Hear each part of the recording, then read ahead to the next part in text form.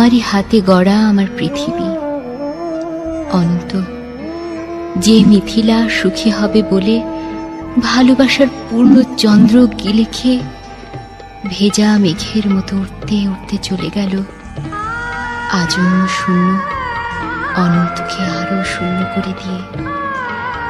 তার মুখে এসব কথা মানায় না আমি জানি, কিন্তু আমি আর এভাবে এমন করে পারছি না। আমার চারদিকের দেয়াল জুড়ে থই থই করে আমার স্বপ্ন খুনে রক্ত।